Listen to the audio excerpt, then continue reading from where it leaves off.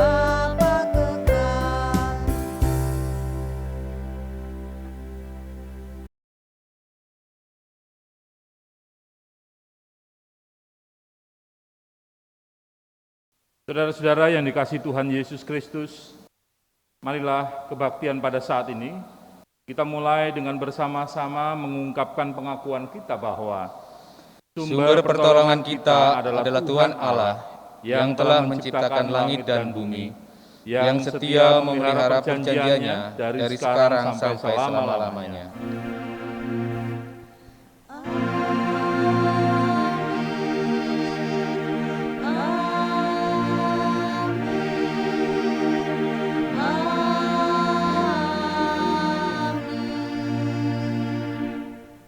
kasih karunia, rahmat dan damai sejahtera dari Allah Bapa dan Tuhan Yesus Kristus menyertai saudara semua.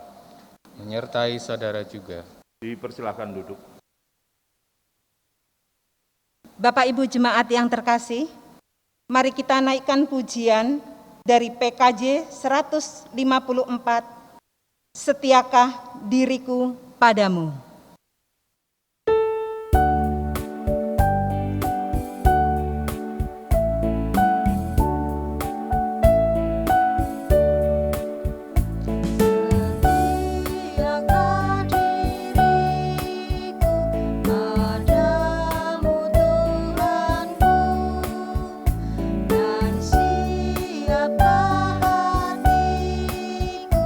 Mengiringmu terus.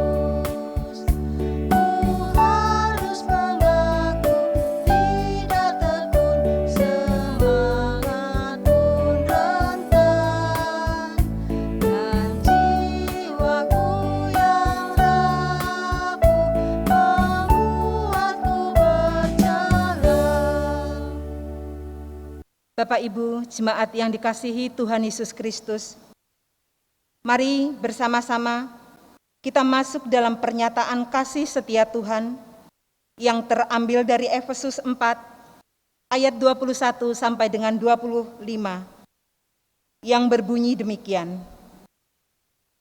Karena kamu telah mendengar tentang Dia dan menerima pengajaran di dalam Dia menurut kebenaran yang nyata dalam Yesus, yaitu bahwa kamu berhubung dengan kehidupan kamu yang dahulu harus menanggalkan manusia lama yang menemui kebinasaannya oleh nafsunya yang menyesatkan, supaya kamu dibaharui di dalam roh dan pikiranmu dan mengenakan manusia baru yang telah diciptakan menurut kehendak Allah di dalam kebenaran dan kekudusan yang sesungguhnya.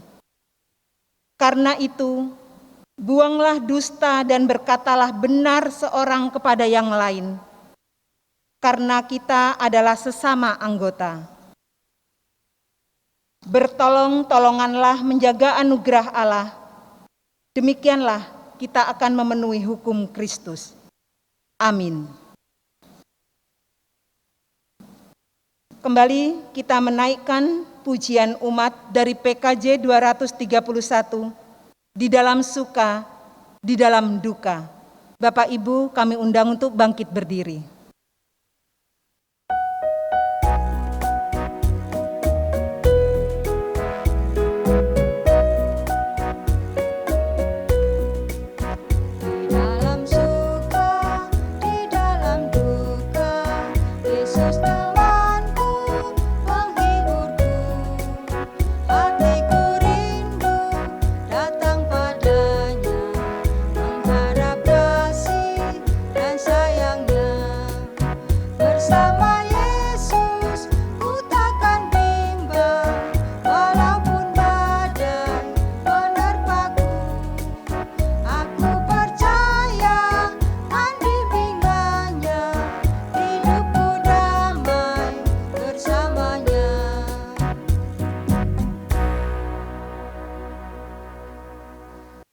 Bapak Ibu dipersilakan duduk kembali. Saudara-saudara, sebelum kita membaca dan merenungkan firman-Nya, mari kita bersama-sama mohon pertolongan Tuhan di dalam doa. Kita berdoa. Ya Allah Bapa kami dalam sorga yang mulia, karuniakanlah kami Roh Kudus-Mu, agar kami dapat mengenali kehendak-Mu di dunia ini, di saat ini. Karuniakanlah kami Roh Kudus-Mu, agar kami memiliki kemauan dan kemampuan untuk menjalani hidup di dalam kebenaran dan kasih-Mu. Ya Allah Bapa di sorga, karuniakanlah kami Roh Kudus-Mu, agar kami senantiasa menjalani kehidupan ini dengan penuh sukacita. Oleh karena firman yang senantiasa boleh kami terima, kami dengarkan, menguatkan, meneguhkan, dan memberikan pengharapan yang besar kepada kami. Berfirmanlah kepada kami, ya Bapa, kami semua telah siap mendengarkan. Di dalam nama Tuhan Yesus, firman yang hidup, kami berdoa dan memohon. Amin. Bapak Ibu saudara-saudaraku yang dikasihi Tuhan, minggu kedua bulan Agustus ini, firman Tuhan diambilkan dari Injil Markus, pasal yang kedua, Injil Markus pasal 2, ayat 13 sampai dengan 17. Markus 2, ayat 13 sampai dengan 17, saya akan membacakan untuk kita semua. Lembaga Alkitab Indonesia memberi judul Lewi Pemungut Cukai Mengikut Yesus. Sesudah itu Yesus pergi lagi ke pantai danau dan seluruh orang banyak datang kepadanya, lalu ia mengajar mereka. Kemudian ia berjalan lewat di situ, ia melihat Lewi anak Alfius duduk di rumah cukai itu, lalu ia berkata kepadanya, "Ikutlah aku." Maka berdirilah Lewi lalu mengikuti dia. Kemudian ketika Yesus makan di rumah orang itu, Banyak pemungut cukai dan orang berdosa makan bersama-sama dengan dia dan murid-muridnya, sebab banyak orang yang mengikuti dia. Pada waktu ahli-ahli Taurat dan golongan Farisi melihat bahwa ia makan dengan pemungut cukai dan orang berdosa itu, berkatalah mereka kepada murid-muridnya, "Mengapa ia makan bersama-sama dengan pemungut cukai dan orang berdosa?" Yesus mendengarnya dan berkata kepada mereka, "Bukan orang sehat yang memerlukan tabib, tetapi orang sakit. Aku datang bukan untuk memanggil orang benar, melainkan orang berdosa." Demikian pembacaan firman Tuhan. Berbahagialah kita semua yang setia memelihara, menyimpan firman Tuhan, dan melakukannya dalam kehidupan sehari-hari. Terpujilah nama Tuhan. Haleluya. Bapak, Ibu, Saudara-saudara yang dikasihi Tuhan, memasuki minggu kedua dalam bulan pendidikan. Tema kita atau judul khotbah pada hari ini adalah pendidikan yang mengubah paradigma. Bapak, Ibu, Saudara yang dikasihi Tuhan, perkembangan suatu negara tidak lepas dari peran pendidikan bagi seluruh masyarakatnya. Dalam kehidupan keseharian, pendidikan harus menjadi budaya di dalam keluarga dan masyarakat kita. Pendidikan tidak hanya menanamkan pengetahuan kognitif dan logika, tetapi juga budi pekerti atau tata krama yang menjadi nilai dan norma hidup sehari-hari. Semuanya ini perlu dan penting, tidak hanya bagian-bagian saja. Itulah maksud pendidikan yang mengubah paradigma untuk kehidupan, membangun masa depan yang lebih baik. Maka hal itu membutuhkan atau melibatkan semua pihak untuk bisa berperan aktif, baik melalui pendidikan formal di sekolah, pendidikan primer dalam keluarga, dan pendidikan di masyarakat, serta situasi lainnya. Pendidikan dimulai sejak dini, ketika usia anak itu masih sangat muda. Pendidikan sejak dini dimulai dari pendidikan primer di tengah keluarga yang peran utamanya tentu dipegang oleh orang tua dan didukung oleh anggota keluarga yang lain. Tujuan pendidikan dilakukan adalah agar kita bisa menjadi manusia yang mengerti mana yang baik dan mana yang salah. Dalam konteks kekristenan, menjadi orang yang berpendidikan bukan saja hanya untuk agar kita bisa memahami baik dan salah, melainkan juga lebih mengerti bahwa Tuhan itu nyata adanya. Tanpa adanya pengetahuan, kita tidak akan pernah mengenal Tuhan. Tanpa pengetahuan juga, kita tidak akan pernah mengetahui bahwa segala yang ada di dalam dunia ini merupakan ciptaan Bapa yang dianugerahkan kepada kita untuk kita kelola. Sebagai lembaga atau unit persekutuan masyarakat yang terkecil, keluarga punya peran yang sangat penting bagi pertumbuhan generasi bangsa. Di dalam keluarga terbangun suatu persekutuan karib yang terikat hubungan darah, yaitu ayah, ibu, dan anak. Keberadaan keluarga penting, karena berawal dari keluarga inilah nilai-nilai moral dan peran positif dikembangkan dan dipraktekkan secara terus-menerus dari hari ke hari, sehingga dapat dikatakan bahwa keluarga merupakan faktor penentu pembentukan karakter seseorang. Kadang orang tua hanya bisa memanjakan anaknya dengan materi atau memenuhi kebutuhan jasmaninya saja. Orang tua yang mampu akan rela mengeluarkan dana besar demi memberi pendidikan intelektual yang baik kepada anaknya, bahkan sampai harus menyekolahkan mereka ke luar negeri. Namun ingatlah, hal itu sebaiknya tetap harus disesuaikan juga dengan kemampuan si anak. Ada juga beberapa orang tua yang lupa memberikan pendidikan rohani kepada anak-anaknya karena ia fokus agar anak-anaknya mendapatkan prestasi yang baik dengan hanya mau mengikuti setiap pembelajaran yang bersifat formal, atau bahkan juga mengikuti apa yang menjadi keinginan orang tuanya belum dituruti, yang pada waktu mudanya dulu belum terlaksana. Bapak Ibu yang dikasihi Tuhan, Tuhan Yesus hadir di dunia ini juga sebagai seorang guru yang mengajar orang banyak.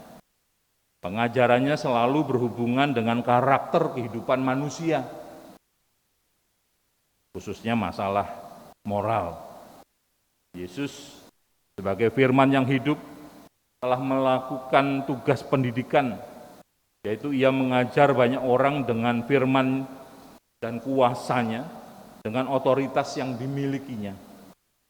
Meskipun dia punya kuasa untuk mengubah hati setiap manusia untuk bisa langsung menjadi percaya, namun dia memilih untuk mengajar mereka, yang di dalamnya memberikan kebebasan kepada setiap orang yang mendengarkan, apakah dia mau menerima dan melakukan, ataukah dia hanya mendengar dan menerima tanpa melakukannya. Pengajaran Yesus kepada para murid untuk mengingatkan mereka bahwa mereka dipanggil untuk memahami apa yang telah dikerjakan Allah di masa yang lalu, dan itu dilakukannya dalam rangka membangun kehidupan. Tugas mengajar tersebut tetap melekat kepada setiap orang yang percaya kepadanya sampai hari ini. Saudara-saudaraku yang dikasihi Tuhan, pengajaran Yesus kali ini justru mau mendobrak pengajaran yang sudah baku dan diterima secara umum. Sebagai firman yang menjadi manusia, Tuhan Yesus sedang mendobrak pengajaran yang telah menyimpang dari makna yang sesungguhnya. Yesus hendak memberikan makna ulang terhadap pengajaran yang sudah ada. Yesus lebih fokus kepada orang sebagai pelaku dan subjek dari firman Tuhan yang berproses belajar dalam rangka membangun kehidupan yang lebih berharga. Yesus tidak menerima begitu saja pengajaran yang sudah diwariskan dari generasi ke generasi. Sementara antar generasi telah terjadi penyimpangan-penyimpangan yang membawa perubahan yang tidak membawa dampak kebaikan. Saudara-saudara, firman Tuhan yang kita baca hari ini menggambarkan Yesus sebagai tabib yang menyembuhkan orang-orang sakit. Dikisahkan bahwa ahli-ahli Taurat dari golongan Farisi mengkritik Yesus yang makan bersama dengan pemungut cukai dan orang berdosa. Yesus kemudian membungkam ahli-ahli Taurat dan golongan orang Farisi yang suka menilai seseorang hanya berdasarkan status atau pekerjaan. Pemungut cukai pada zaman Yesus dinilai sebagai orang yang berdosa dan kafir, dikarenakan ia menagih pajak yang berlebihan. Oleh karena itulah pekerjaan ini dipandang sebagai pekerjaan yang buruk dan dibenci oleh masyarakat kala itu. Saudara-saudara, tahukah saudara masa lalu murid Yesus yang bernama Matius itu? Matius berasal dari suku Lewi. Atau dengan kata lain, Matius adalah seorang Lewi, suku Israel yang dikhususkan Allah untuk melayani Tuhan di bait Allah. Para imam berasal dari suku ini. Dan ayah Matius, yaitu yang bernama Alfius, juga melayani di rumah Tuhan. Sejak kecil Matius sudah belajar tentang Taurat dan melayani. Ia dipersiapkan oleh Alfius untuk melayani di bait Allah. Entah mengapa ia tidak meneruskan apa yang telah dilakukan oleh ayahnya dan memilih menjadi seorang pemungut cukai. Tidak lazim memang seorang Lewi bekerja di luar bait Allah pada waktu itu. Maka bisa kita bayangkan, saudara-saudara, tanggapan orang-orang mengetahui seorang Lewi bekerja sebagai pemungut cukai. Tentu sangat buruk. Apalagi pekerjaan pemungut cukai merupakan pekerjaan yang tercela bagi orang Yahudi. Pemungut cukai dinilai sebagai pengkhianat bangsa karena uang pungutan hasil kerjanya diserahkan kepada penjajah Romawi. Maka sungguh kelam masa lalu Matius. Namun Yesus tidak memandang muka. Yesus justru memilih dan mencari Matius. Di mata Yesus, Matius adalah seorang yang sakit, yang membutuhkan seorang tabib. Orang berdosa yang membutuhkan juru selamat. Saat Yesus berjalan dan melihat Matius di rumah cukai, Yesus tergerak untuk mengajak, "Ikutlah aku." Matius tanpa berpikir langsung merespon secara cepat. Ia segera meninggalkan masa lalunya yang kelam dan segera mengikut Yesus. Ketaatannya ini menandakan sebuah perpisahan radikal dengan kehidupan masa lalunya. Bukan hanya masa lalu Matius yang diubahkan oleh Yesus, tetapi juga keselamatan jiwanya. Saudara-saudara, bulan pendidikan yang kita lakukan, kita rayakan pada bulan ini, mengajak kita semua untuk mengenang ulang bahwa tugas pendidikan adalah tugas setiap kita sebagai orang tua. Bukan semuanya diserahkan kepada Bapak Ibu guru di sekolah formal atau kepada para pengajar di sekolah minggu. Tetapi kita, para orang tua yang mempunyai tanggung jawab yang paling besar. Setiap kita sebagai orang tua adalah para pendidik dan pengajar bagi anak-anak kita. Lalu pengajaran apa yang akan kita wariskan kepada mereka? Seperti Yesus mengajar, maka sudah seharusnya kita pun melakukan hal yang sama. Pengajaran itu penting karena kita sedang mewariskan pengalaman-pengalaman kehidupan yang baik kepada anak-anak kita sebagai generasi yang akan melanjutkan kehidupan agar mereka dapat mengembangkan diri mereka dengan lebih baik dan tidak terjerumus ke dalam kesalahan yang pernah kita lakukan. Juga bersikap hati-hati terhadap setiap keputusan yang akan diambilnya kelak. Artinya sebagai orang tua, dalam kehidupan sekarang mengajar mendidik anak-anak kita, apapun yang kita lakukan, itu akan sangat berdampak kepada anak-anak kita. Oleh sebab itu ini menjadi sebuah catatan bagi kita orang tua, agar di dalam mendidik mengajar anak, atau secara khusus kepada kita yang dikaruniai anak, agar kita lebih berhati-hati dengan sikap kita, dengan tutur kata kita, yang semuanya setiap hari dilihat dan pasti akan dicontoh oleh anak-anak kita. Saudara-saudara, di dalam situasi pandemi COVID saat ini pun, anak-anak kita pun harus diperlengkapi menjadi pribadi-pribadi yang tangguh dan siap menghadapi perubahan dan perkembangan zaman yang sedang terjadi saat ini. Jangan sampai kita mewariskan trauma dan tragedi dengan cara negatif kepada anak-anak kita, sehingga mereka hidup di dalam ketakutan dan kecemasan kelak. Anak-anak kita adalah pribadi yang berharga di mata Tuhan. Mereka perlu mendapatkan ruang yang cukup untuk belajar dan berinovasi terhadap pengajaran yang sudah kita wariskan kepada mereka. Dan yang menjadi puncak proses pendidikan bukan bermuara kepada angka-angka yang menjadi simbol keberhasilan anak. Entah itu ranking yang tinggi di sekolahan, atau nilai yang tinggi, dan lain-lain, dengan harapan nilai yang tinggi akan menentukan atau menunjukkan siapa anak itu di hadapan orang-orang. Keberhasilan juga terlihat pada kemampuan anak kita di dalam mengambil keputusan dan pilihan yang tepat sesuai dengan konteks yang sedang mereka hadapi suatu saat nanti. Mengingat bahwa kita sebagai orang tua pasti tidak akan selamanya akan mendampingi mereka. Saudara-saudara, perlu mereka dipersiapkan menjadi pribadi yang tangguh di dalam menghadapi konteks zaman yang terus berubah.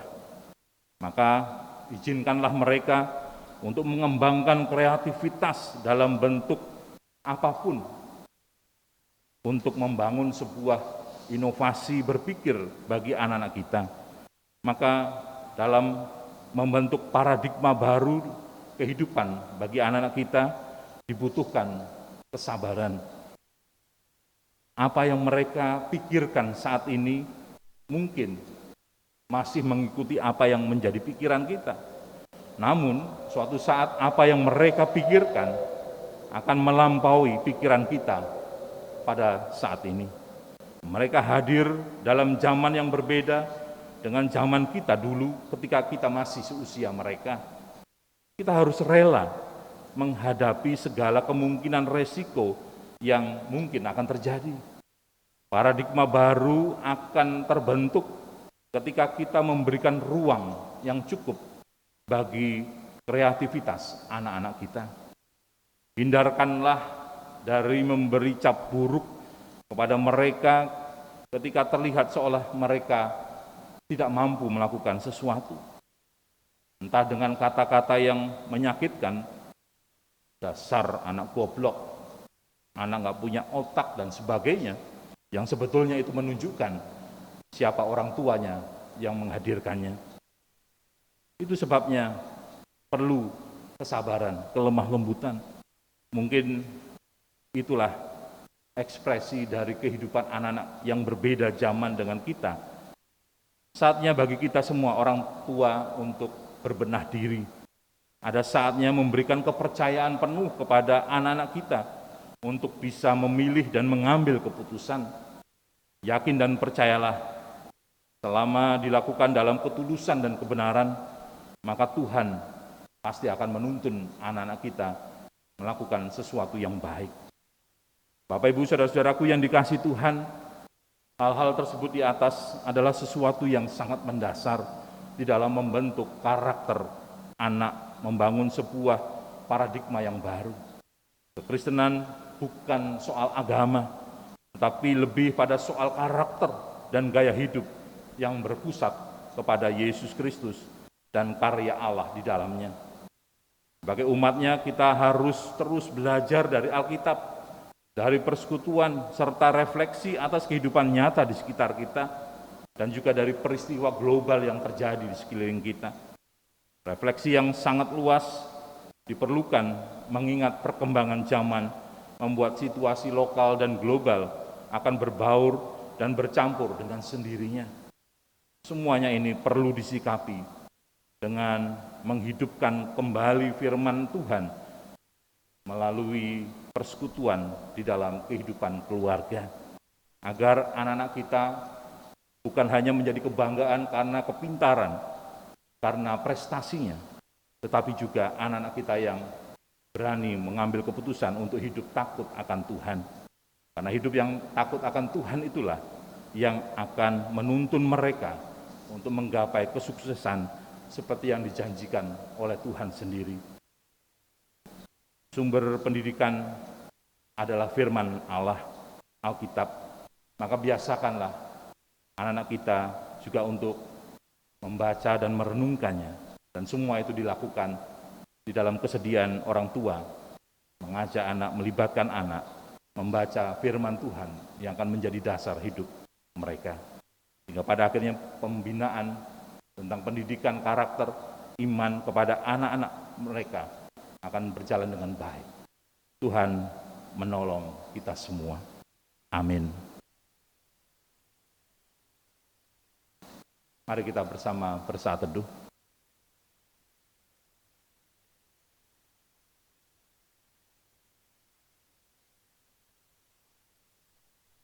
Bersama-sama kita menaikkan syafaat kita. Mari kita berdoa.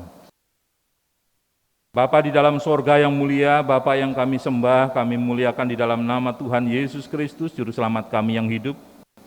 Kami bersyukur ya Tuhan, oleh karena kebaikan-Mu, penyertaan dan bimbingan-Mu, kami boleh melewati hari-hari kami. Dan hari ini bersama-sama kami datang menyembah Tuhan di dalam ibadah kami, walau masih kami lakukan dari rumah kami masing-masing. Biarlah ini senantiasa terus menyemangati kami untuk terus mencari Tuhan, karena kami percaya Tuhan, walau kami tidak melaksanakan ibadah di gereja, namun kerinduan kami untuk terus beribadah dengan sikap yang tulus, ikhlas, dan penuh kerinduan, yang akan senantiasa membangun percaya kami kepada Tuhan.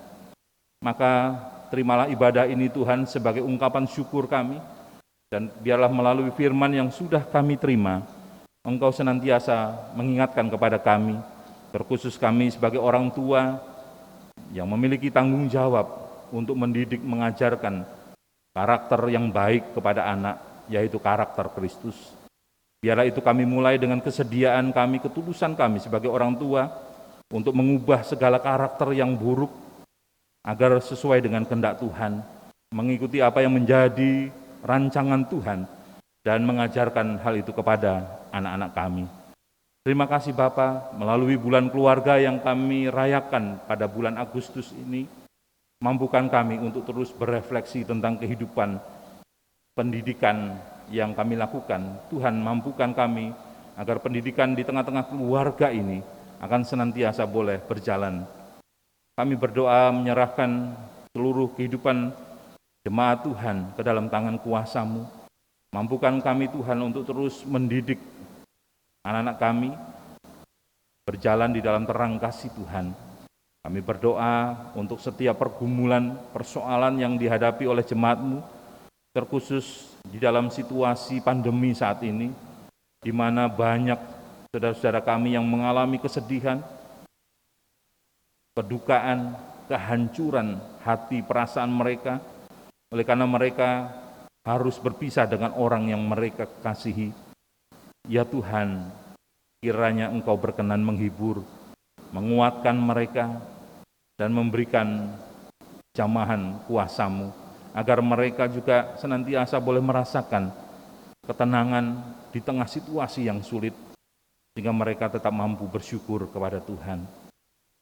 Demikian juga saudara-saudara kami yang mulai frustasi dengan situasi pandemi ini, sehingga mereka melakukan banyak hal yang dianggap aneh oleh masyarakat luas. Tuhan, Engkau berkenan menjamah mereka, agar mereka juga boleh memiliki kesadaran di dalam menjalani kehidupan yang dihadapi oleh semua masyarakat di dunia ini. Kami berdoa Tuhan menyerahkan anak-anak kami yang saat ini sudah mulai masuk dalam proses belajar di tingkat SD, SMP, SMA, mampukan mereka Tuhan untuk menyesuaikan dengan proses belajar daring. Oleh karena situasi yang sulit ini menuntut orang tua dan anak dan juga Bapak Ibu guru untuk belajar bersama, sehingga prestasi yang akan dicapai oleh anak-anak sungguh-sungguh berdasarkan pendampingan yang dilakukan oleh orang tua. Kami juga berdoa ya Bapa, menyerahkan anak-anak kami yang telah menyelesaikan pendidikannya, baik mereka yang telah selesai kuliah dan ingin mencari pekerjaan, atau bahkan yang lulus SMA dan melanjutkan ke perguruan tinggi. Tuhan memberkati, dan biarlah semua yang menjadi kerinduan mereka boleh mereka alami dalam kasih Tuhan.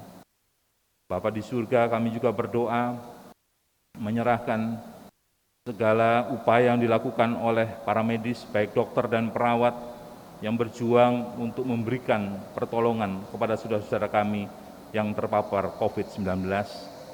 Tuhan tolong agar mereka juga senantiasa merasakan kekuatan yang dari Tuhan, di mana seharian memakai pakaian APD yang sangat menyesakkan, namun mereka terus harus berjuang dengan penuh kasih memberikan harapan kepada saudara-saudara yang ingin mendapatkan kesembuhan.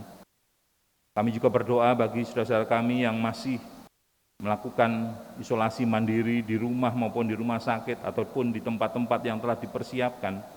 Tuhan tolong agar mereka juga tetap memiliki pengharapan, memiliki keyakinan, dan bahkan boleh berefleksi tentang apa yang mereka alami sebagai penyertaan Tuhan yang luar biasa. Bapa di surga, kami juga berdoa untuk pemerintahan bangsa kami. Tuhan mampukan agar pemimpin bangsa kami dapat fokus terus mengendalikan pandemi secara menyeluruh dengan upaya pemberlakuan, pembatasan kegiatan masyarakat, agar semua kegiatan PPKM ini akan berjalan dengan efektif dan sistematis, membenahi komunikasi publik yang selama ini begitu bebas dengan media-media yang ada. Tuhan tolong, sehingga situasi kehidupan masyarakat kami akan berjalan normal.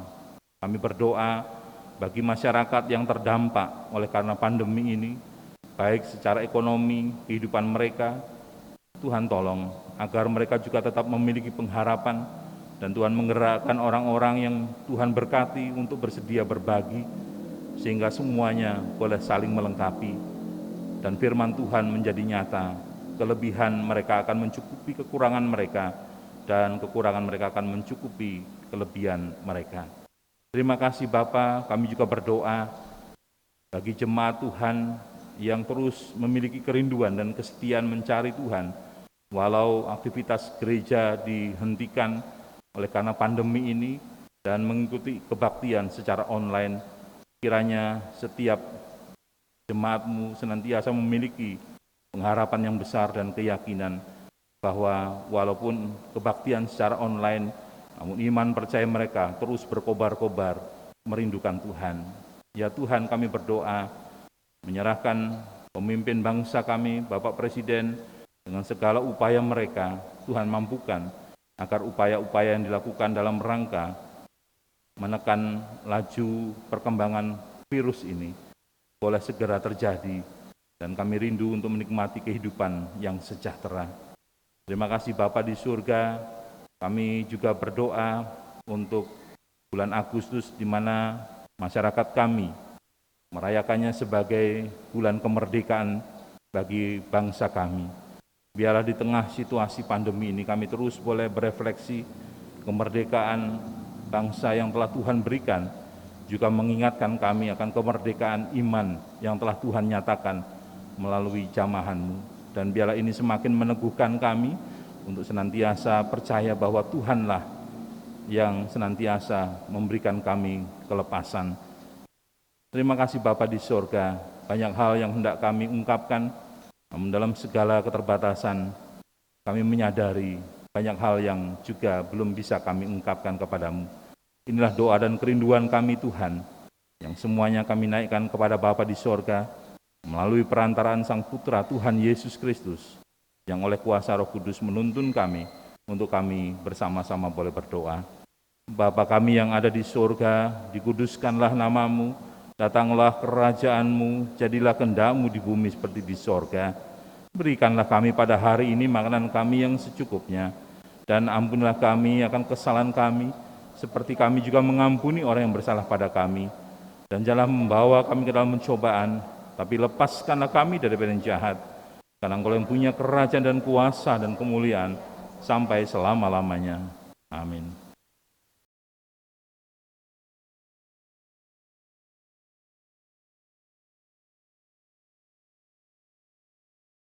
Bapak, Ibu, Saudara yang terkasih, kami undang bangkit berdiri. Bersama-sama kita akan mengikrarkan iman percaya kita dengan bersama-sama mengucapkan pengakuan iman rasuli. Mari. Aku percaya kepada Allah Bapa yang Maha Kuasa, Khalid langit dan bumi, dan kepada Yesus Kristus, anaknya yang tunggal Tuhan kita, yang dikandung dari Roh Kudus, lahir dari darah Maria, yang menderita sengsara di bawah pemerintahan Pontius Pilatus, disalibkan, mati dan dikuburkan, turun ke dalam kerajaan maut. Pada hari yang ketiga bangkit pula dari antara orang mati, naik ke surga, duduk sebelah kanan Allah Bapa yang Maha Kuasa. Dan dari sana Ia akan datang untuk menghakimi orang yang hidup dan yang mati. Aku percaya kepada Roh Kudus, gereja yang kudus dan am, persekutuan orang kudus, pengampunan dosa, kebangkitan orang mati, dan hidup yang kekal. Amin. Bapak Ibu yang terkasih, kami persilahkan duduk kembali.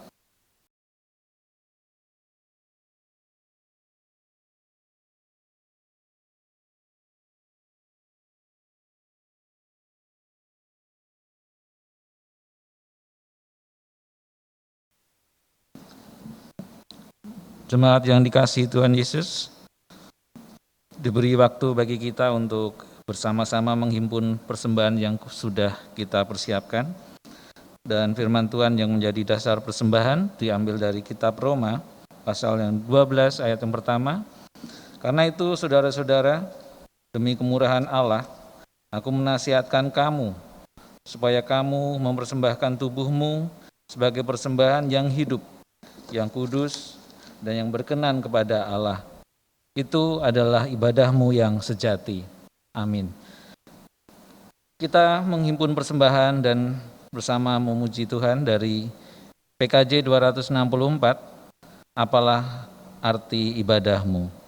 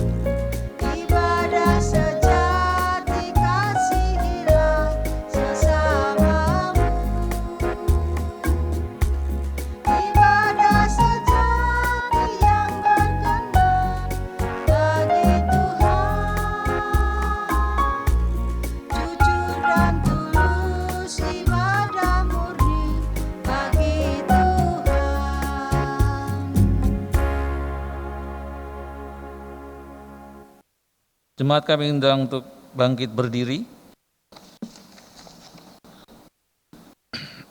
Mari kita bersama-sama berdoa menghaturkan persembahan kita. Bapa di dalam surga, kami bersyukur karena kemurahan dan pemeliharaan-Mu dalam hidup kami. Sekalipun kami dalam masa yang sulit, sekalipun kami dalam pandemi, tetap Engkau memelihara kami. Saat ini kami membawa persembahan kami, ungkapan syukur kami karena Engkau sangat baik dan mengasihi kami. Engkau tidak pernah meninggalkan kami, dan sekali-kali pun Engkau tidak akan membiarkan kami. Kami bersyukur karena pemeliharaan-Mu, sehingga setiap kali kami menaikkan doa, kami percaya bahwa Engkau setia memelihara kami. Kami menghimpun persembahan dan membawa ke hadapan-Mu, dan biarlah ini menjadi alat untuk perluasan kerajaan-Mu. Hanya di dalam nama Tuhan Yesus Kristus kami berdoa. Haleluya. Amin. Saudara-saudara yang dikasihi Tuhan, beritakanlah firman, siap sedialah baik atau tidak baik waktunya. Nyatakanlah apa yang salah, tegurlah dan nasihatilah dengan segala kesabaran dan pengajaran.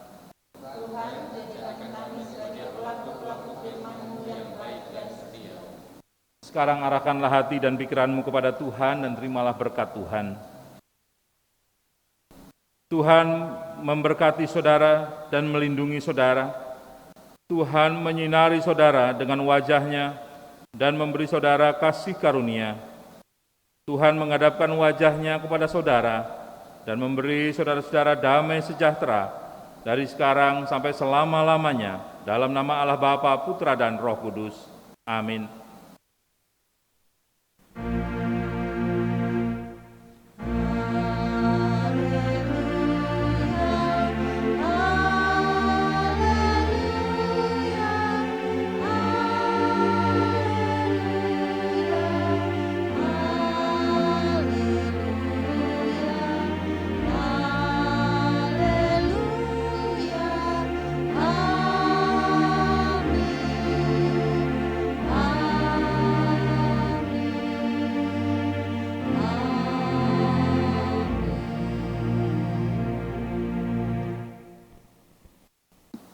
Mari Bapak Ibu yang terkasih, kita melantunkan pujian kepada Tuhan sebagai penutup ibadah.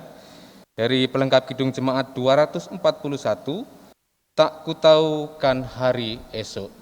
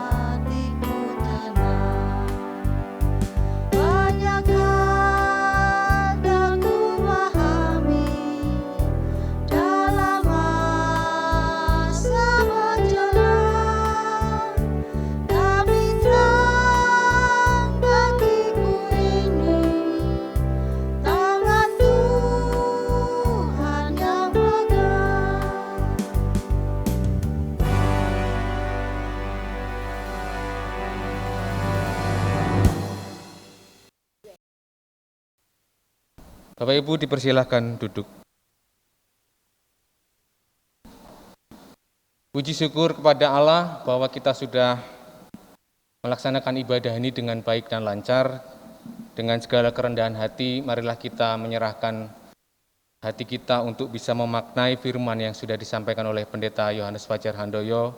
Kemudian kita mampu merefleksikan dan menerapkan dalam kehidupan kita sehari-hari. Bapak Ibu yang dikasihi Tuhan, majelis terus mengajak kita semua untuk ambil bagian dalam memutus rantai penularan COVID-19 ini. Kiranya kita menjadi satu bagian dalam pemutusan supaya penularan ini semakin terkendali dan akhirnya menjadi hilang. Mengajak jemaat-jemaat untuk tetap peduli kepada lingkungan dimanapun kita berada, saling menopang dan membuka terhadap mereka yang melaksanakan isolasi mandiri di lingkungan kita, baik jemaat maupun masyarakat. Kemudian kita juga bisa mengajarkan kepada anak-anak kita, anggota keluarga kita, dalam bulan pendidikan dan kebangsaan ini untuk saling mencintai kemanusiaan, menghargai kehidupan, dalam memperhatikan lingkungan kita, dalam menghadapi pandemi ini. Kiranya ibadah ini boleh menjadi sukacita untuk kita semua. Mari kita mengambil waktu untuk saat teduh bersama.